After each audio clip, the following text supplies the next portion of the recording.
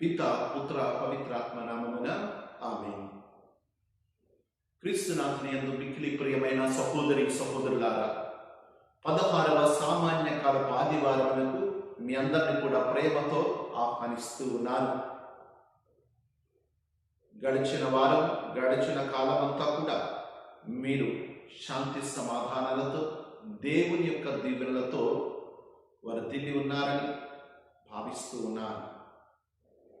మీతో ఈ సమయంలో యొక్క వాక్యాన్ని పంచుకోవటానికి నేను చాలా సంతోషిస్తూ ఉన్నాను. ఈ విధముగా దేవుని యొక్క వాక్యమును వినుకోవటం వలన నాకును మీకును అందరికి కూడా ఒక సత్యం అనేది తెలుస్తూ ఉన్నది. పౌలు గారు చెప్పినట్లుగా వినుట వలన విశ్వాసము కలుగుతుంది. నేను వింటూనే ఉన్నాను, మీరును వింటూనే ఉన్నారు. మనం వినేది నా కథ కాదు, నీ కథ కాదు, దేవుని యొక్క వాక్యం, మన అందరి జీవితాలను మార్చేటువంటి వాక్యం, జీవపు వాక్కు. నేనే జీవపు వాక్కునని చెప్పినటువంటి దేవుడు. ఆ వాక్కే ఆదిలో వాక్కు అయి ఉండెను, ఆ వాక్కు దేవుడై ఉండెను, ఆ వాక్కు దేవుడై మన మధ్యలో నిలచెను, మనతో ఉండెను. ఈ విధంగా మనతో మాట్లాడుచు ఉన్నారు. ఈ మాట్లాడినటువంటి విషయాలను జ్ఞాపకం చేసుకుందాం. ముఖ్యంగా ఈనాడు మనతో దేవుడు సువిశేషము ద్వారా లూకాసు వార్త 10వ అధ్యాయము వచనములు 38 నుండి 42 వచనముల ద్వారా మనతో మాట్లాడుతూ మన జీవితాలకి ఒక చక్కటి సందేశాన్ని దేవుడు ఇస్తూ ఉన్నారు. ఆలకించుకుందాం.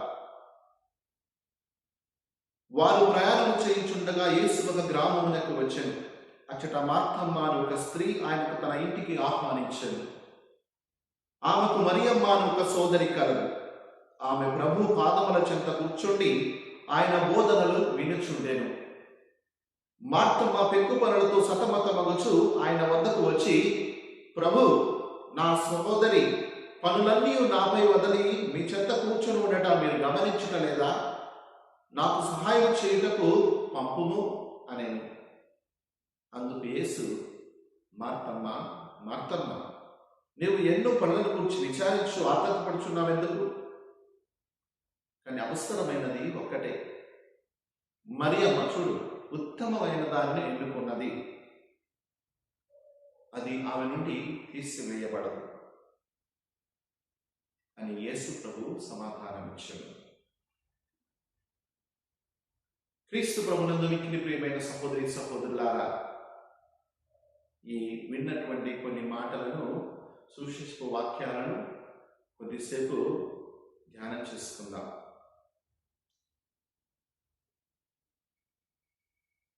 మీ అందరు వాక్యం విన్నారు.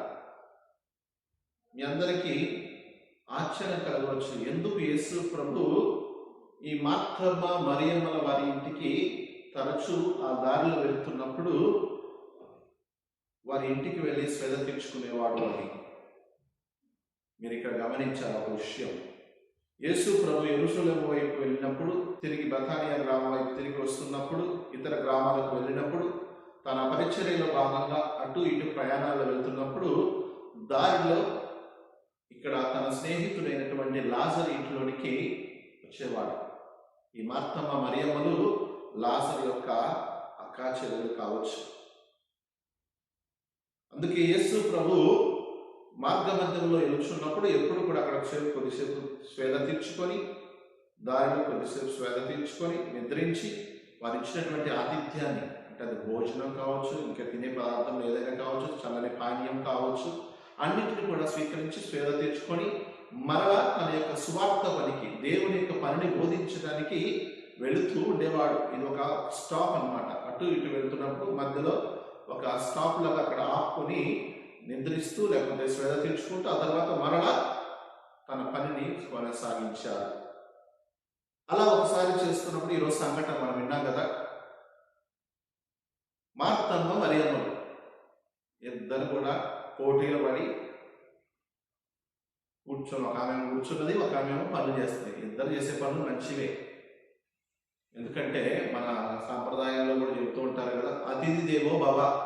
అంటే అతిథిని మనం దేవునితో పోలుస్తూ ఉంటాం. అంటే అతిథి మర్యాదలు చేస్తే అతని దేవుడికి చేసినట్లుగా భావిస్తూ మన ఇంటికి ఎవరైనా వస్తే మనం వాళ్ళని ఎంతో ప్రేమతో ఆహ్వానిస్తూ ఉంటాం. నాకు చాలా గుర్తు, చిన్నప్పుడు మన బంధువులు ఎవరైనా మన ఇంటికి వచ్చినప్పుడు వాళ్ళని దూరంలో చూడగానే ఎవరో ఒకళ్ళు వెళ్ళి వాళ్ళ చేతిలో ఉన్నటువంటి ఆ యొక్క సంచీలు కానీ లేకపోతే బ్యాగ్ తీసుకొని వచ్చి వాళ్ళకి ఇంట్లోకి రాకతలకి వాళ్ళ చేతికి ఈ కాళ్ళకు నీళ్ళిచ్చి కాళ్ళు కడుక్కొని ఇంట్లోకి రమ్మని చెప్పి ఆహ్వానించేవారు. అక్కడికి రాగానే ఒక టవల్ ఇచ్చి చక్కగా తుడుచుకోమని, ఆ తర్వాత మంచినీరో లేకపోతే చల్లటి మజ్జిగో లేదంటే ఇప్పుడు కాలంలో టీ లేకపోతే డ్రింక్స్ అట్లా ఇచ్చి వాళ్ళని కుటుంబంలోనికి ఆహ్వానిస్తూ ఉంటారు.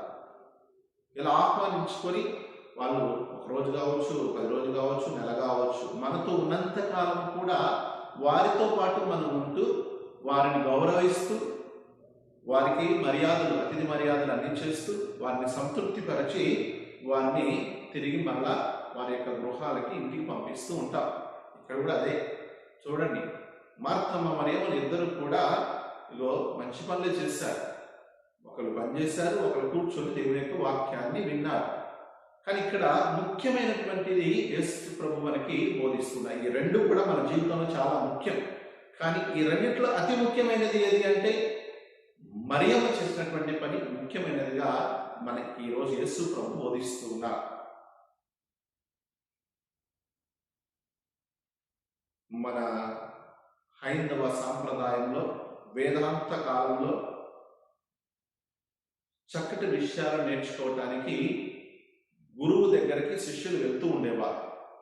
ఎందుకంటే గురువు అనుభవం కలిగిన వాడు, దేవునితోటి నేరుగా మాట్లాడుతూ ఉంటారని, లేకపోతే దేవుని అనుభవం కలిగినటువంటి వ్యక్తి, సత్యాన్ని బోధించేటువంటి వ్యక్తి, చాలా విషయాలు తెలిసినటువంటి వ్యక్తి అని చెప్పి శిష్యులు గురువు దగ్గరికి వెళ్ళేవారు.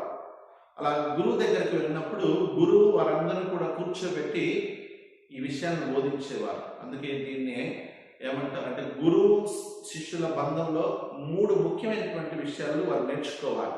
ముఖ్యంగా శిష్యులు నేర్చుకునేటువంటి విషయాలు ఏమిటి అంటే శ్రావణ అంటారు. శ్రావణ అంటే వినటం.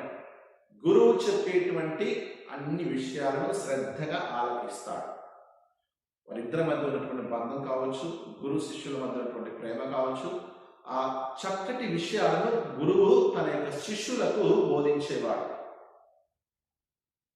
ఆయన కూడా తెలుసుకుంటా ఉండేవాడు, వినేవాడు. ఆ టైంలో మొదటిగా అన్ని వింటూ ఉండేవాడు. వినటం వల్ల అదేంటి నేరుగా తన యొక్క హృదయంలోకి వెళ్ళిపోతూ ఉంటాయి, గుర్తుపెట్టుకుంటూ ఉంటారు.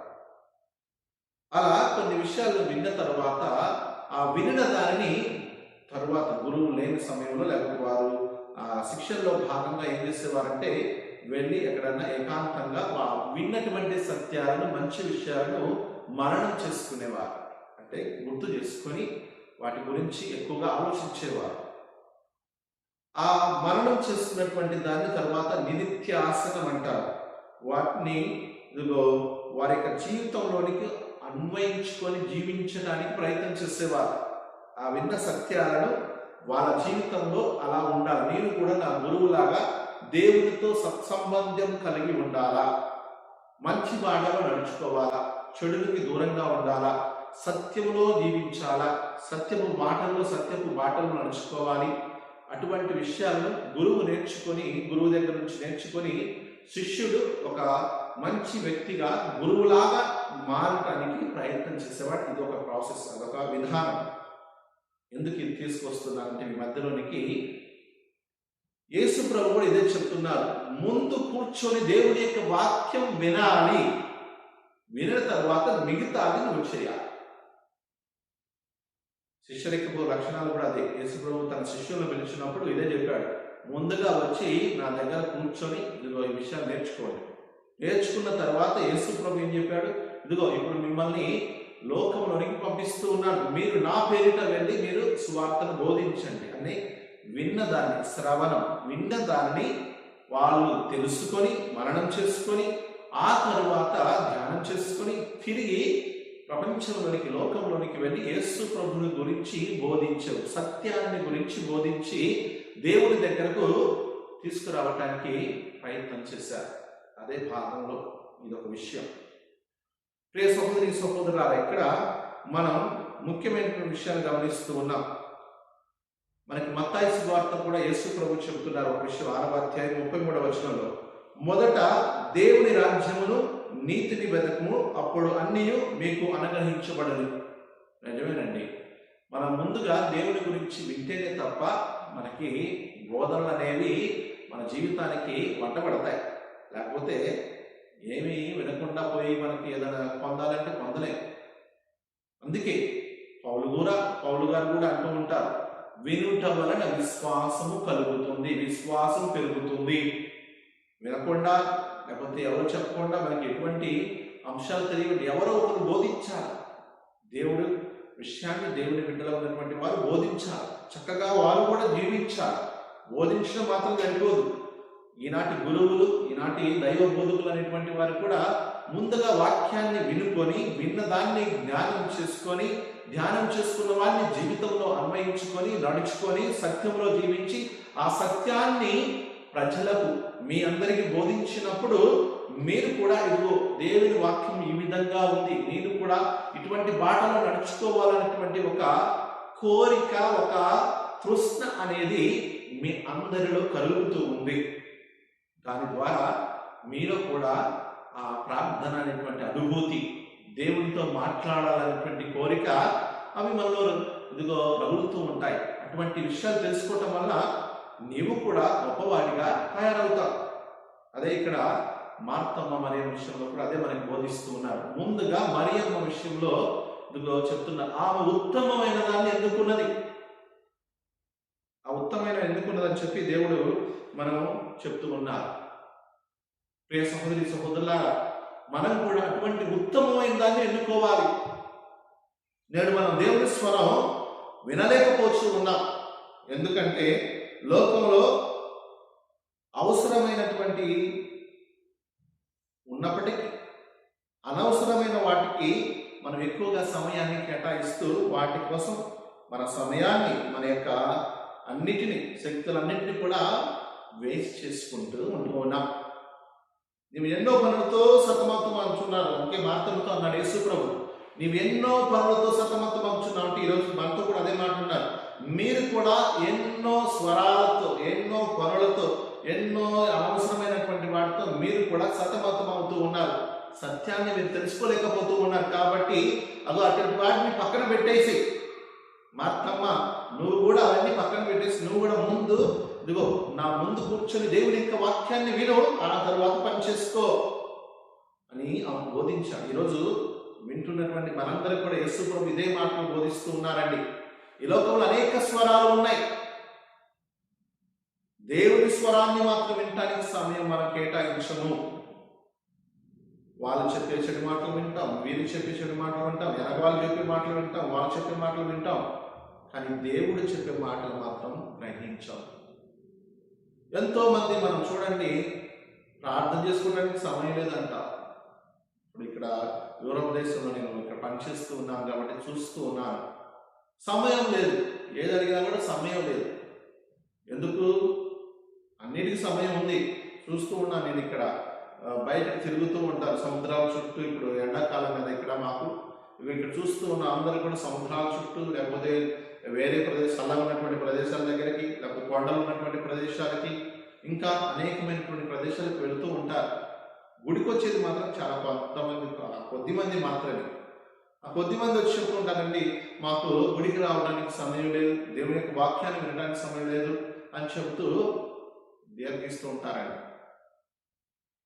ప్రియ సహోదరి సహోదరులారా, మీరే కాదు, మనం కూడా ఇటువంటి విషయాలే చేస్తూ ఉంటాం. ఇటువంటివే చేస్తూ ఉన్నాం మనం కూడా. మనకి సమయం లేదు, కానీ టీవీ చూడటానికి టైం ఉంటుంది. మనం సెల్ ఫోన్ ఓపెన్ చేసే లోపల యూట్యూబ్ చూడటానికి ఒక వీడియో తర్వాత ఒక వీడియో, ఒక వీడియో తర్వాత ఒకటి, ఎన్ని ఎన్ని ఎన్ని ఎన్ని మనం చూస్తూ ఉన్నామని సమయం లేదంటాం. కానీ ఇక్కడ మాత్రం సమయం అంతా దీనికోసం ఇస్తూ ఉన్నాం. ఫేస్బుక్లు, యూట్యూబ్లు, తరువాత ఇప్పుడు వాట్సాప్లు, ఇన్స్టాగ్రామ్లు, ఎన్నెన్నెన్నెన్నో ఉన్నాయి. సమయం మాత్రం అక్కడ అన్నిటికీ ఉన్నాయి. కానీ దేవుని దగ్గర కూర్చొని ఒక 5 నిమిషాలు మాట్లాడటానికి, 5 నిమిషాలు ఆలకించడానికి ఇదిగో మనకి సమయం లేకపోతూ ఉంది. అందుకే దేవుడు అంటున్నాడు, మీరు ఈ పనులన్నీ కూడా పక్కన పెట్టండి, ఈ అనవసరమైనది కూడా పక్కన పెట్టి దేవుని యొక్క స్వరాన్ని ఆలకించండి. దేవుని స్వరం ఆలకిస్తే రక్షించబడతాం. ప్రియమైన సహోదరి సహోదరులారా, ఇదిగో దేవుని వాక్కును ఆలకించడానికి మనం సమయాన్ని హెచ్చించాలి. అలా హెచ్చించినప్పుడు మనకి దేవుడు 4 విషయాలు బోధిస్తున్నారండి. ఇలా దేవుని యొక్క విషయాన్ని తెలుసుకోవాలి, గ్రహించాలని కోరుకుంటే దేవుడు 4 విషయాలు బోధిస్తాడు చక్కగా. ఏంటంటే దేవుని యొక్క ఆ వాక్కును ఆలకించడానికి ఆయన మనకు శక్తిని ఇస్తాడు. రెండవది, ఆలకించిన దాన్ని ధ్యానించడానికి నిర్మలమైనటువంటి మనస్సును దేవుడు ప్రసాదిస్తాడు. మూడవది, ఇదిగో ధ్యానం చేసుకున్న తర్వాత దేవునితో ఒక సంబంధం, ప్రార్థన అనుభూతిని పెంచుకోవాలనేటువంటి కోరికను మనలో కలుగజేస్తాడు. నాలుగవది, దేవునితో సమయాన్ని కేటాయించడానికి మనం వెనుకాడము. ఈ 4 విషయాలు మనకి బోధపడుతూ ఉన్నాయండి. కాబట్టి ప్రియమైన సహోదరి సహోదరులారా, మనకి ఈరోజు ముఖ్యమైన విషయాల గురించి ధ్యానించుకుందాం. మరి ముఖ్యంగా దేవుని యొక్క వాక్యం లూకాసు వార్త 8వ అధ్యాయము 21వ వచనంలో ఈ విధంగా పలుకుతున్నారు: దేవుని యొక్క వాక్కును ఆలకించి పాటించే వారే నా తల్లి నా తండ్రి అని కూడా యేసు ప్రభు ఒకసారి జన సమూహంలో నుంచి మాట్లాడుతూ ఉండగా, బోధిస్తూ ఉండగా ఈ మాటలు చెప్పారండి. ఎవరైతే దేవుని యొక్క పనిని, దేవుని యొక్క మాటను ఆలకించి పాటించి జీవిస్తారో అటువంటి వారే నా బిడ్డలు, నాకు చెందిన వారు, నా మందకు చెందినటువంటి వారు. నేను కాపరి, మీరు గొర్రెలు. గొర్రెలు తన యొక్క కాపరి స్వరమును ఆలకించునని చెప్పారు. నా స్వరమును ఆలకిస్తే వారు మంచి మార్గంలో నడుచుకుంటారు. నా స్వరాన్ని ఆలకించకపోతే చెడు మార్గంలో లేకపోతే వక్ర మార్గంలో నడుచుకొని చిక్కుకుంటారు. తప్పిపోయిన గొర్రెల్లాగా చిక్కుకుంటారు. ఇదిగో ఇప్పుడు చూస్తున్నాం కదా, ఈ సెల్ ఫోన్లని అదని ఇదని ఇదిగో అనవసరమైనటువంటి చిక్కుకొని పోయి తిరిగి మరలా దేవుని వద్దకు రావటానికి మనకి ఆ బంధనాలను విడిపించుకోలేకపోతూ అలా చిక్కుకొనిపోతూ ఉన్నాం. అందుకే చెప్తున్నా, ఇవన్నిటిని కూడా వదిలిపెట్టుకొని మనం దేవుని దగ్గరకు రావాలి, దేవునితో గడవాలా. దేవునితో మనం సమయాన్ని కేటాయించుకొని జీవించినప్పుడు మన జీవితంలో అద్భుత విషయాలు చూడగలుగుతాం. చాలా అద్భుతాలు జరుగుతాయండి. ఎవరైతే నిజంగా తన జీవితాన్ని, తన యొక్క పనులను అన్ని కూడా దేవునికి కేటాయిస్తారో అటువంటి వారి జీవితం ఇదిగో ఏటి ఒడ్డిన నాటబడినటువంటి వృక్షములాగా చెట్టు వలె సకాలంలో ఫలిస్తారు. సకాలంలో అన్ని కూడా పొందుకోగలుగుతూ ఉంటారు. అటువంటి బిడ్డల్లాగా మనము తయారు కావాలి అని యేసు ప్రభు ఈ రోజున వాక్యము ద్వారా బోధిస్తూ ఉన్నారు. కాబట్టి ప్రియ సహోదరి సహోదరులారా, ఇదిగో ఆ మాటలు ఆలోచించుకున్నారు. ఎందుకంటే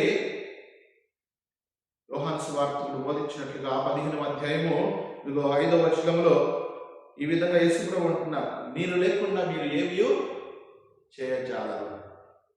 ఆయన మాట వినకుండా, ఆయన చెప్పినట్టు చేయకుండా మనం జీవిస్తే ఏమీ ఉండదండి, ఏమీ ఫలించదు. కొట్టుకొని పోతాం. అటుగాలంతో అటు కొట్టుకొని పోతాం, ఇటుగాలంతో ఇటు కొట్టుకొని పోతాం. ఎక్కడ నిలకడగా చోట స్థిరంగా ఉండగలగలేము. అందుకే యేసు ప్రభు ఈ రోజు మనల్ని ఈ వాక్యం ద్వారా బహు విషయాలను బోధిస్తున్నారు. మార్తమ్మ ఆధ్యాత్మిక పరిపూర్ణతకు తీసుకువస్తే మరియమ్మ శిష్య రకానికి పరిపూర్ణత తీసుకువచ్చిందని చెప్పి వాక్యంలో బోధిస్తూ ఉన్నారు. కాబట్టి ప్రియ సహోదరి సహోదరులారా, ఈనాడు మనందరం కూడా వాక్యాన్ని చక్కగా అర్థం చేసుకున్నాం. మార్తమ్మలాగా పనిచేసుకోవాలి, కరెక్టే. కానీ అందుకంటే ముందుగా మరియమ్మలాగా మనం దేవుని బిడ్డలం అండి. మనందరం కూడా దేవుని బిడ్డలని చెప్పుకుంటున్నాం. బాప్తిస్మం తీసుకున్నాం, భద్రమైన అభ్యర్థి తీసుకున్నాం, దివ్య ప్రసాదం తీసుకున్నాం, పాప సంగీతనం పొందుకుంటున్నాం. ఆ తరువాత అనేక గొప్ప గొప్ప అద్భుతాలు మనం చూస్తూ ఉన్నాం. దివ్య సంస్కారాలన్నిటిని పొందుకుంటూ జీవిస్తూ ఉన్నాం. కానీ ఇంకా మనలో ఎక్కడో కొంచెం కొరత అనేది ఇంకా మిగిలిపోతూ ఉన్నది. కారణం ఈ అత్యాధునిక కాలంలో మనిషి ఈ లోకపు వ్యామోహాలలో, లోకపు విషయాలలో కొట్టుకొని పోతూ ఉన్నాడు. దాని నుండి మనం కాపాడబడాలంటే ఏం చేయాలా? ఒక 5 నిమిషాలు, ఎక్కువ సమయం కూడా వాడటలేదు మిమ్మల్ని, ఒక 5 నిమిషాలు నీవు నీ కుటుంబంతో కలిసి ఒకరోజు ప్రార్థన చేసుకోవడం మొదలుపెట్టు. నీ కుటుంబంలో మొదలుపెట్టండి. నీ కుటుంబంలో కూర్చొని దేవుని యొక్క వాక్యాన్ని ఆలకించండి, చదవండి, కళ్ళు మూసుకొని కొద్దిసేపు ధ్యానించండి. లేకపోతే అందరు కలిసి ఒక జపమాల ప్రార్థన చెప్పండి, అందరు కలిసి ఏదైనా చిన్న ప్రార్థన చేసుకోండి. అటువంటి మంచి అలవాట్లు చేసుకుంటే మీ కుటుంబానికి, మీ బిడ్డలకి, మీ భవిష్యత్తుకి, బిడ్డల భవిష్యత్తుకి ఒక బంగారు బాట ఏర్పాటు చేసినటువంటి వారుగా మీరందరూ కూడా అవుతూ ఉంటారు. కాబట్టి ప్రియ సహోదరి సహోదరులారా, ఈనాటి వాక్యము మనందరికీ ఒక మంచి సారాంశంగా ఉండాలా. కాబట్టి మీ అందరినీ కోరుచున్నాను ఈ రోజున ప్రియ సహోదరి సహోదరులారా, యేసు ప్రభు చెప్పినటువంటి యొక్క మాటలను గౌరవించుకొని, ఆలకించుకొని వాటిని పాటించుకుందాం. వినిన దాన్ని మననం చేసుకుందాం, మననం చేసుకున్న దాన్ని జీవితంలో పాటించుకుందాం. ఇదే దేవుడు కోరేది, ఇదే దేవునికి బిడ్డ లక్ష్యం. వాక్యాన్ని వినాలా, విన్న దాన్ని తెలుసుకోవాలా, తెలుసుకున్న దాన్ని జీవితంలో అన్వయించుకోవాలా. ఆ తర్వాత మన యొక్క అనుదిన జీవిత కార్యక్రమాల్లో దాన్ని ఆపాదించుకోవాలా, అనిపించుకొని మనం చక్కగా జీవిస్తే తప్పకుండా మన జీవితం అనేది ఫలిస్తుంది, 3 పూల కాయలాగా వర్ధిల్లుతుంది. దేవుని బాటను నడుచుకునే వారు ఏ రోజు కూడా పొరపాటును కూడా చెడు మార్గంలో నడవరండి, మంచి మార్గంలోనే నడుచుకుంటారు. కాబట్టి ఈ విషయాలు జ్ఞాపకం చేసుకొని ఈ ఆదివారంలో, ఈ వారంలో మంచిగా నడుచుకుందాం. మార్తమ్మ మరియమ్మల యొక్క జీవిత ఆదర్శం మనం కూడా తీసుకుందాం. మార్తమ్మలాగా దేవుని చెంత కూర్చొని గుడికి రావటం, ప్రార్థనలు పాల్గొనటం, వినటం, ఇవన్నీ చేయాలి. ఇప్పుడు ఆదివారం రోజు, కనీసం మిగతా రోజుల్లో కాకపోయినా ఆదివారం అప్ప పండుగల్లో నీవు దేవుని గుడికి రావాలా, ప్రార్థన చేసుకోవాలా, దేవుని యొక్క వాక్యాన్ని వినాలా, విన్న దాన్ని నీ కుటుంబంలోకి అందరూ కూడా పంచిపెట్టుకోవాలి. అప్పుడే ఇదిగో నీ జీవితం అనేది చక్కగా ఉంటుంది.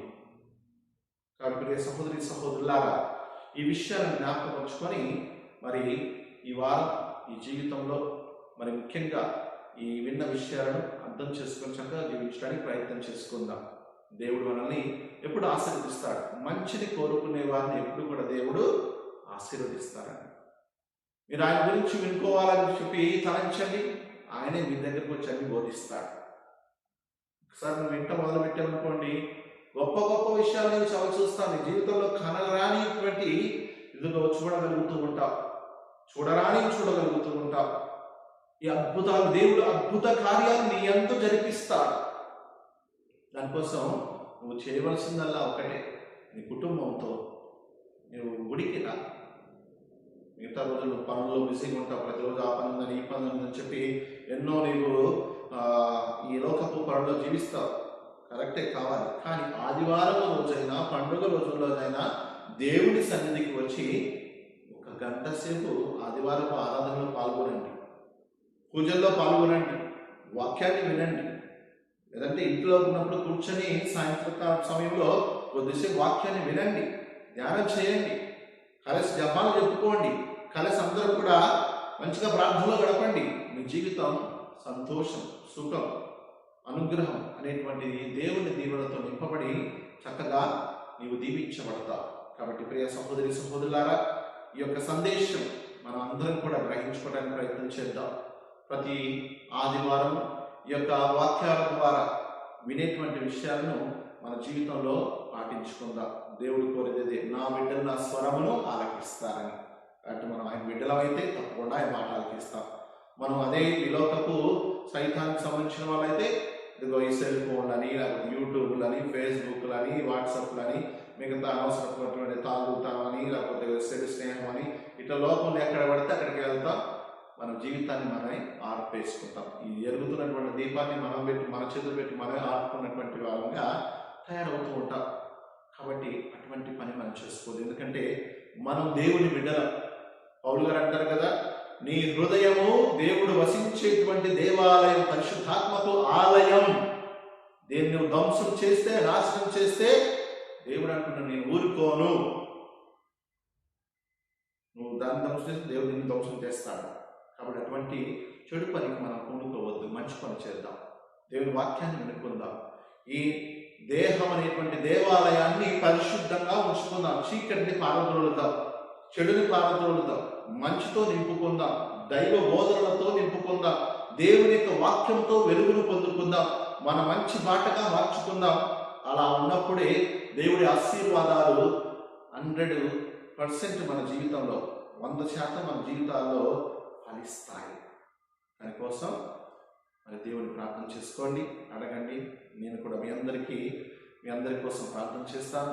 దేవుడు తప్పకుండా మీ జీవితాల్లో అద్భుత కార్యాలు చేయాలని, దేవుడు ఆలకించడానికి కావలసిన శక్తిని పరిశుద్ధాత్మ దేవుడు మీ పైన కురిపించాలని, ఆ పరిశుద్ధాత్మ పూరితులై మీరు ఆలకించుకొని జీవించిన దాన్ని జీవితంలో అన్వయించుకొని చక్కటి బిడ్డల్లాగా ఉండాలని చెప్పి కోరుకుంటూ నేను ఈ యొక్క మాటలు ముగిస్తూ ఉన్నాను. మీరందరూ కూడా నేను ప్రతి ఆదివారం యొక్క వాక్యాన్ని మీ అందరి కోసము నేను ఇక్కడ నుంచి ఇలా వీడియో చేస్తూ దేవుని యొక్క వాక్యాన్ని మీకు బోధిస్తూ ఉంటాను. కాబట్టి వీలైతే వినండి, సమయం ఉన్నప్పుడల్లా కొంచెం వింటూ దేవుని వాక్యాన్ని తెలుసుకోండి. తప్పకుండా ఆ దేవుని యొక్క ఆశీర్వాదాలు మీపై, మాపై, ప్రతి ఒక్కరిపై, దేవుని బిడ్డలందరిపైన కుమ్మరించాలని కోరుకుంటూ నేను ఈ యొక్క మాటలను ముగిస్తూ ఉన్నాను. ఒక నిమిషం కళ్ళు మూసుకొని దేవుని యొక్క ఆశీర్వాదాన్ని పొందుకుందాం.